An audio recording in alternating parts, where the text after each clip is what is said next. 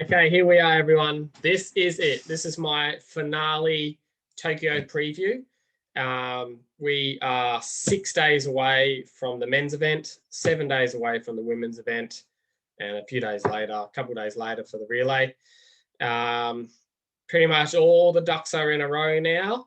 All that's left to do is to get the competitors there, and hopefully no one contracts COVID, contracts it, whatever.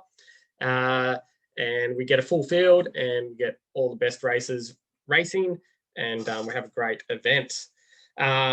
So today is going to be my final preview. I'm going to really focus on the competitor list, how I think the races are going to pan out, and then we'll finish off with some selections, and see what we all think about the selections. It's going to be a very interesting race because it's going to be super hot. So everyone's been doing heat protocol training. So whoever can perform the best under these hot conditions and on a technical bike course, I think is going to come out the winner. All right, so we'll crack straight into it. Let's have a quick look at the competitor list. So let's just share the screeno.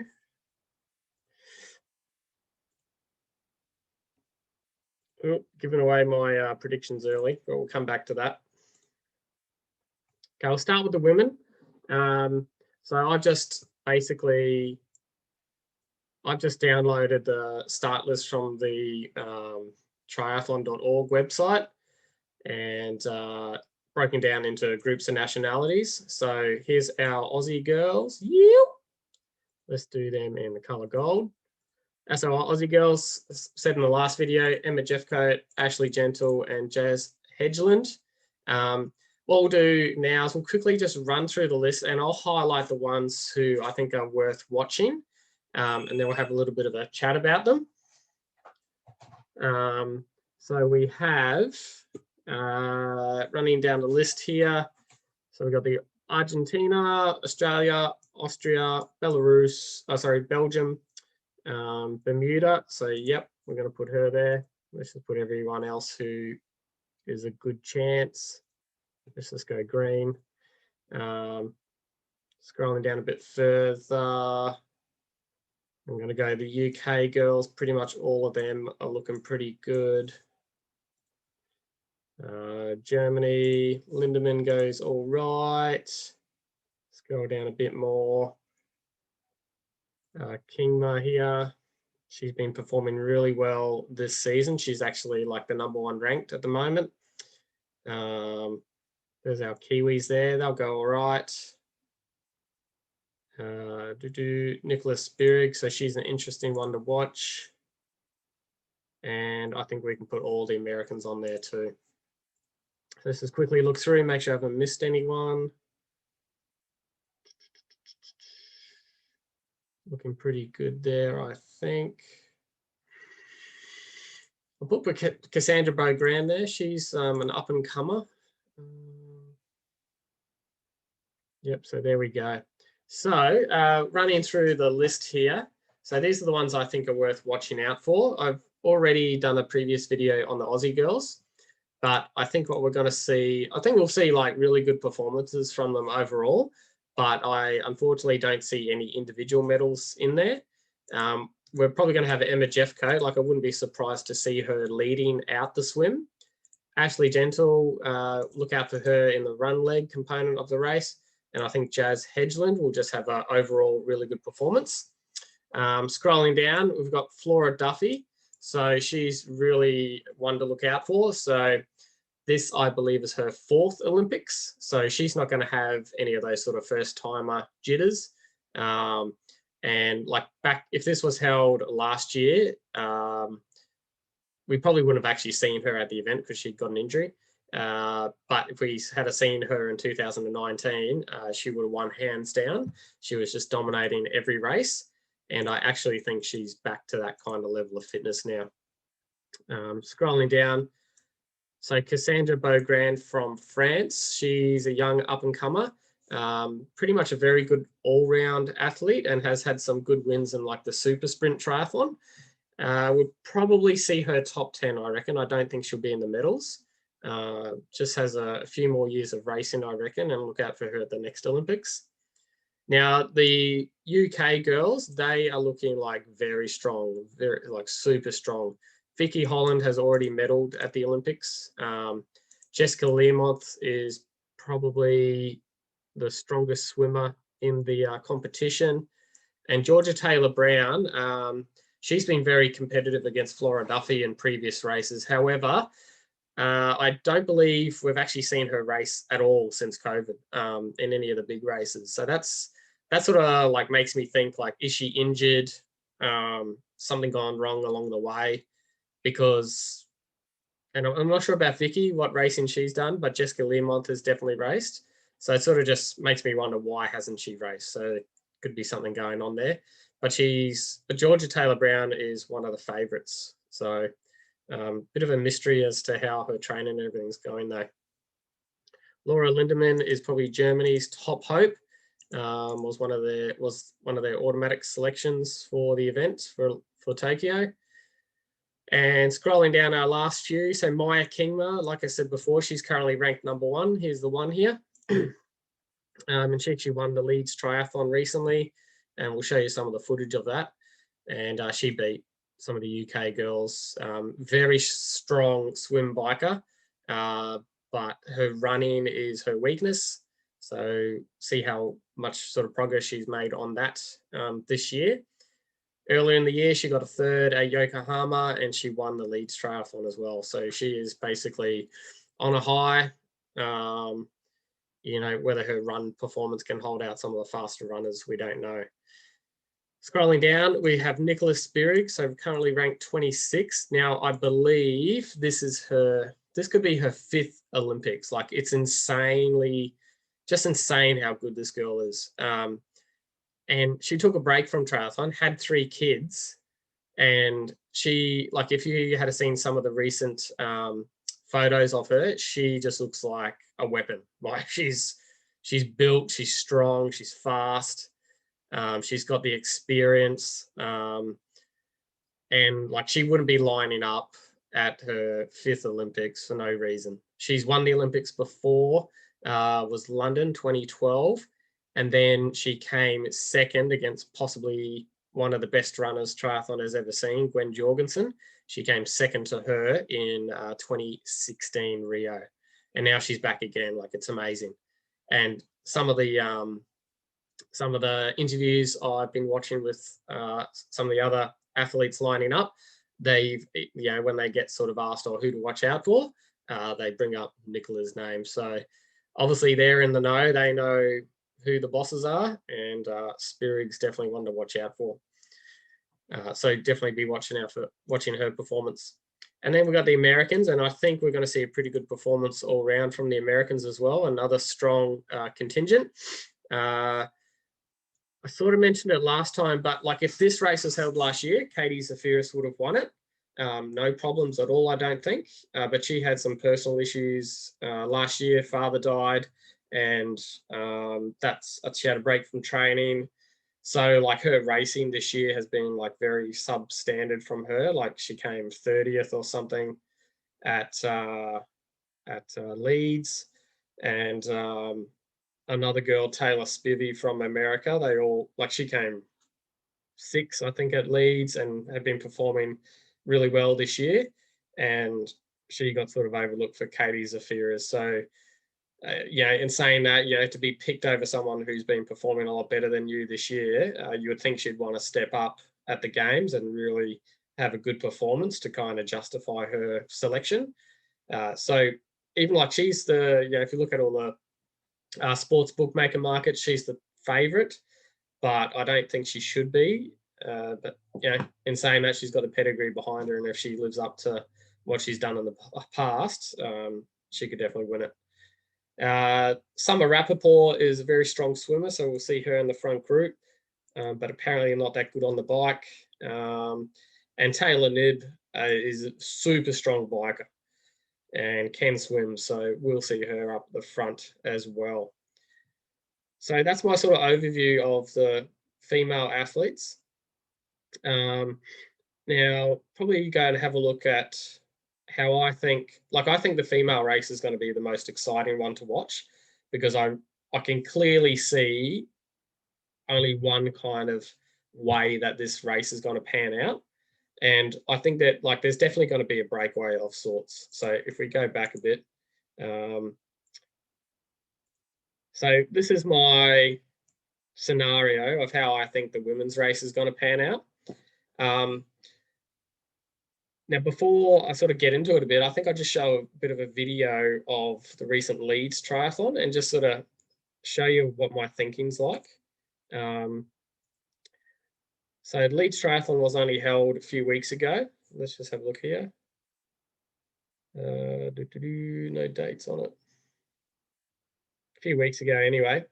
So it was a wetsuit lake swim with a pontoon start. So just so you know, so the wetsuit makes a big difference. It's a faster swim, and being in a lake, nice calm conditions, so it's even faster. So if you're looking at times, that's something to consider. Now, I paused the video at this point here in the second lap of the swim, because what you can see is a group at the front here, sort of one or two people in the no man's land, and then the main group at the back here. So the real interesting thing about Leeds was you had Lucy Charles Barclay, who never does this kind of format of triathlon, and she just did this as a one-off. And she's like an almost Olympic level swimmer. So she was out the front just pushing the pace in the swim, which she does every time. And what that did, that really helped all the other good swimmers along. So they could just sit on her feet. And because she was going a lot faster than what they would normally go in a normal race, it allowed that front group of swimmers to get an even bigger gap on the rest of the field. So the reason I point this out is that obviously Lucy's not going to be there. It's not going to be a wetsuit swim, and it's not going to be in a lake. It's going to be in potentially, could be potentially a bit of choppy water. So we're not going to see this kind of gap happen in the swim leg at Tokyo. So a couple of the athletes to point out that were in this front group, Jessica Learmonth, we had Sophie Caldwell, Maya Kingma, I think Taylor Spivey was on the back here. And there was another couple as well. I can't remember the names off the top of my head. So we had that really strong front pack of swimmers. Then out the back here, can't remember who that was, but in this little pocket here was Flora Duffy. So I wanted to point that out because this was a major gap to make up, especially on the bike leg. And you'll see in the next sort of clip how Flora Duffy on the bike leg makes up this gap. So if I go to the next tab, so just roll this back a little bit. I think about the 40-minute mark. So this is the front pack coming into the finish of the swim. So they go up into the swim exit here, along the pontoon, up into transition, so quite a bit of a run. And you had Lucy Charles on the front there with Jessica Learmonth on her feet. So they were just cranking the swim. So pause it here. So these are your front swimmers. So you had Lucy, Jessica, Kingma, Caldwell, Lopez, and Spivey. So the Spivey won't be at the Olympics. So see how you got like two Great Britain athletes swimming on the front. So we're going to see that again at Tokyo. So we'll see them in the breakaway on the bike. Just roll it forward a little bit. So this is just that front group coming off the bike, starting to push it. Okay, so they get on the bike. They've got this big gap to the rest of the main field. And, you're going to have two Great British athletes in this group. And they'll just be cranking it with Maya Kingma. And you might also see Taylor Nibb from America at the Olympics in this front group, I reckon. So you can just see the massive gap they have already. Like they've only just started the bike leg. Now if we roll it, I'll just keep rolling it forward a little bit.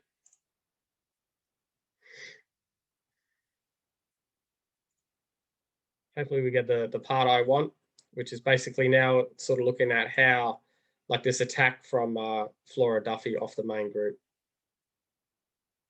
So this front group broke up into 2 groups of 3. So this is, I think, the front group, and then there's another group of 3 just behind them. So that's that second group of 3 coming through. So you can see here already, so Learmonth, Caldwell, Kingman had already, they were swimming with these girls and they already got a 30-second cap on them by working together. So that's huge. And then, maybe 30 seconds to a minute behind them were the main pack. So it's going to show you how significant Flora Duffy's bike was. Just watch a bit so you get a bit of a feeling for how the race dynamic unfolded. So those girls, 3 girls off the front, just pushing it.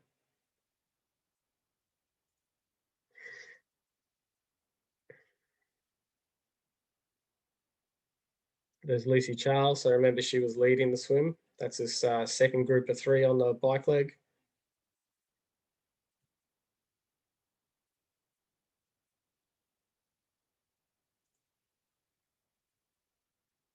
And there's a part here that comes up where you see Flora Duffy join that second group of 3 on the road. So there they are still cranking.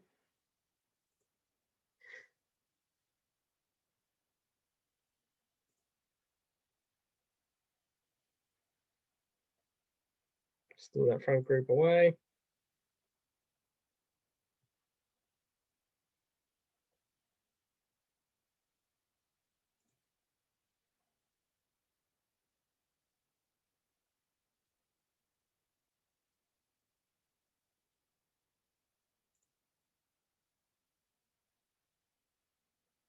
Still that front group away.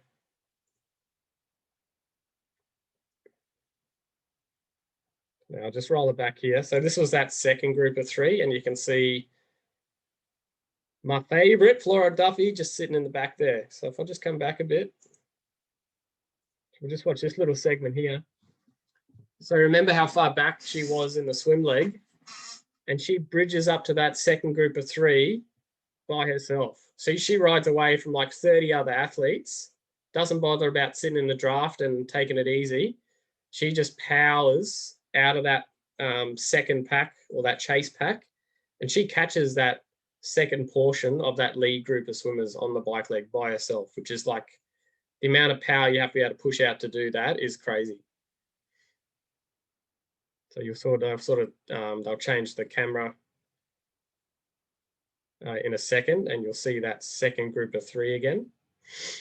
So here's my Kingman,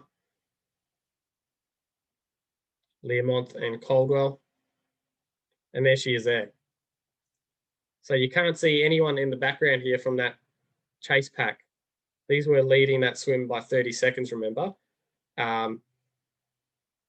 Sorry, by more than 30 seconds. And here's Flora Duffy. She's caught them all by herself. So I just wanted to highlight that as to how freaking like strong that is. And if that wasn't enough, when the race is done, so she comes 4th overall. So if we roll it, hopefully get it towards the end. Let's go further way forward. Okay, so these 2 drop Caldwell.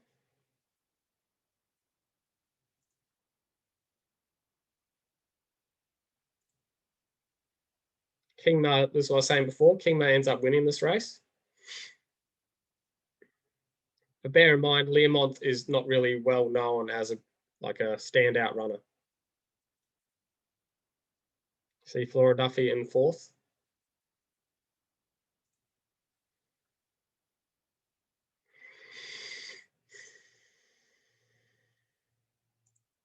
Go fast forward this a fair bit more. Too far.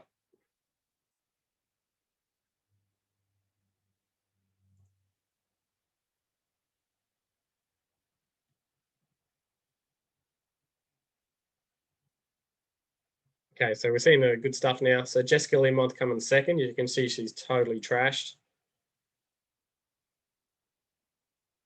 Sophie Caldwell coming in 3rd.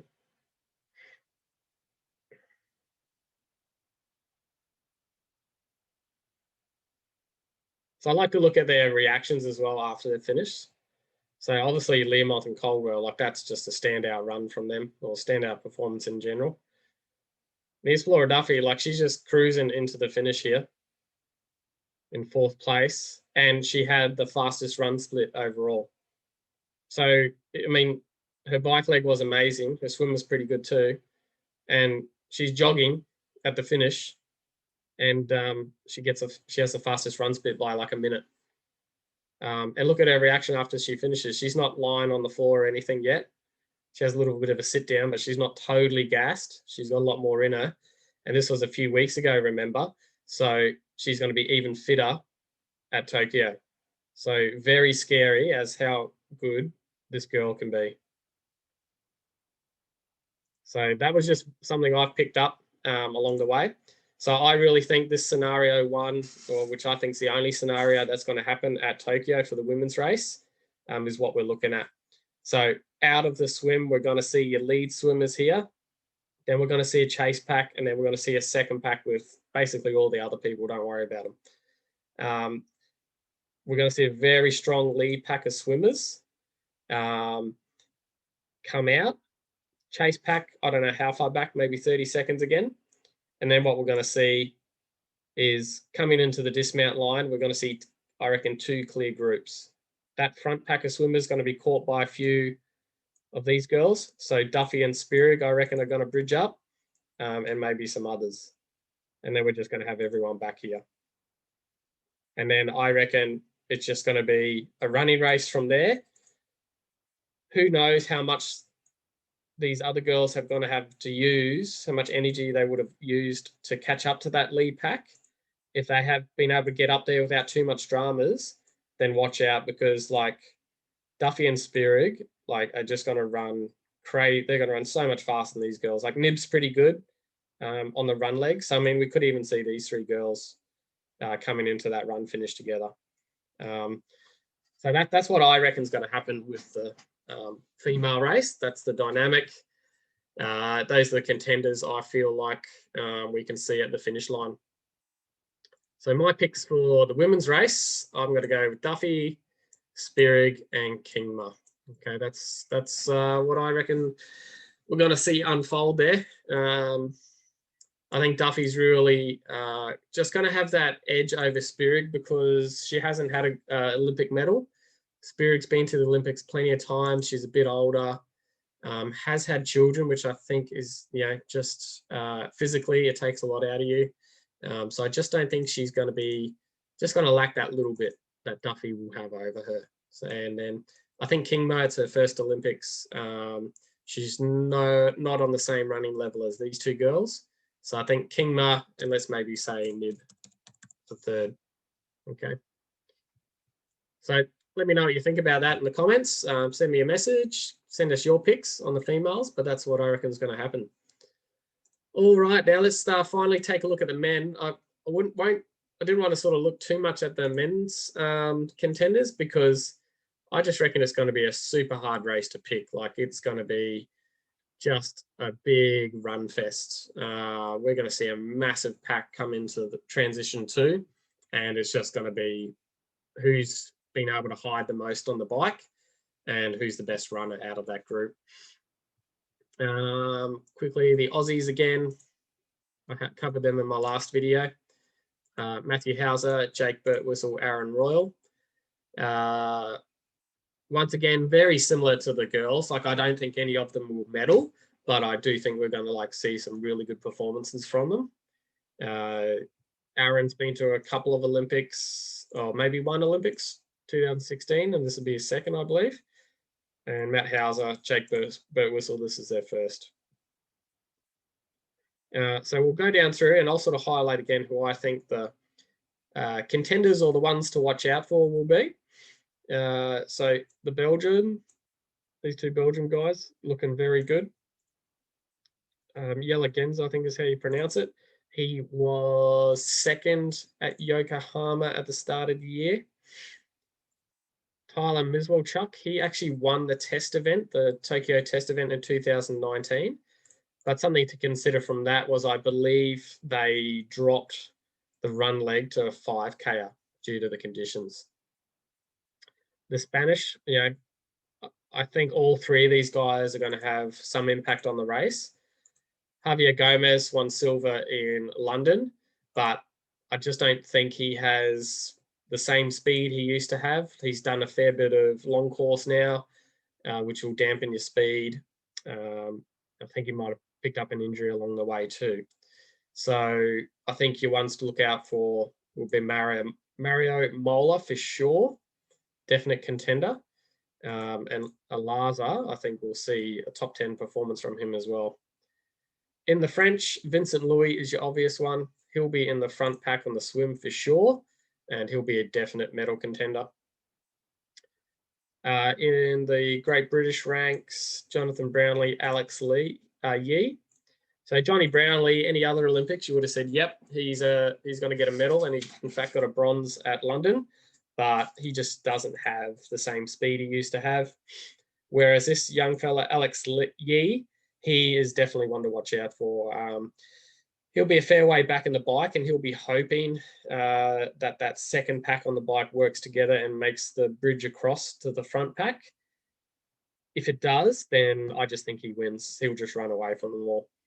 If they don't bridge, then that's going to really put him under pressure.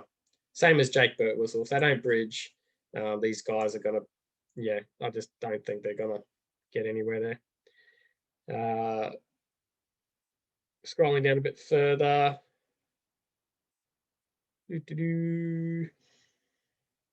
So the Norwegians are going to be very interesting to watch. So they basically, you see them at every ITU and they just work together every time. On the bike leg especially, they really push the issue. So I think they're going to have a big part to play as far as like that second pack in bridging up to the front pack. If these guys can work together and a few other countries get on board and do some work and they roll turns really nicely, that's kind of the chance that second pack on the swim has to catch up. So if they get a roll on and they really push it, we could see them bridge up, which I think we will.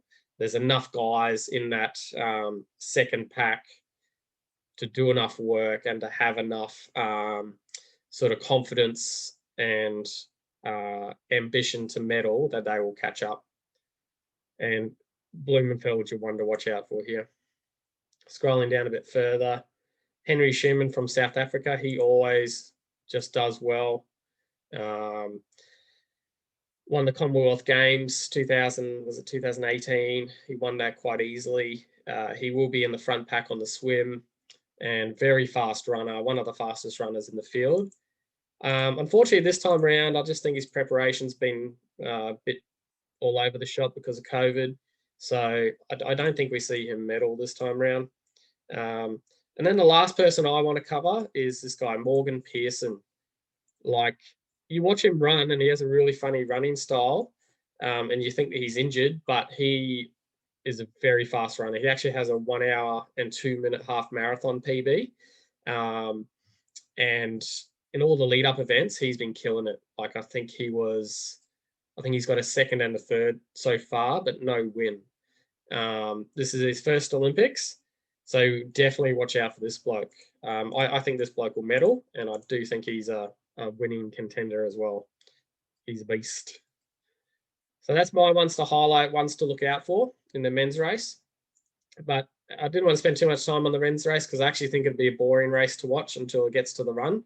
It's just going to be a matter of seeing who's the freshest onto the run leg, and the fastest runner there is going to win.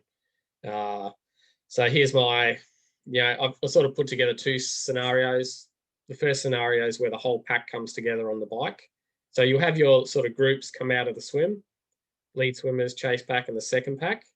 And I just think the second pack here is going to bridge up to this pack. And then there's just going to be so many strong athletes in that massive group, and they'll just bridge up to these front swimmers, no worries. And then we'll just have this situation, massive group coming into T2, and your fastest runner's going to win. So I think Alex Yee will win it. And then I think Pearson, and then maybe like Moeller or Blumenfeld. So it's going to be, it's going to be exciting to watch, but I just think there's not going to be too many curlies in that one.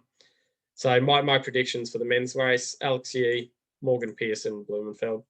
That's basically my wrap up of the individual event. Once again, let me know what you reckon. It's going to be very interesting, very exciting. These guys and girls have waited 5 years for this, so let's hope it all goes off without a hitch. And that's it. We can probably talk about the relay another day, but yeah, I've only got enough time and brain cells to cover the individual event. Someone else can have a look at the relay and let me know what they reckon. That's enough from me. That's the finale. That's my picks. Let's see how Nostradamus I can do this. If I pick it, everyone owes me a slab. And let's wait another 6 days for the event. Cool. See you all later.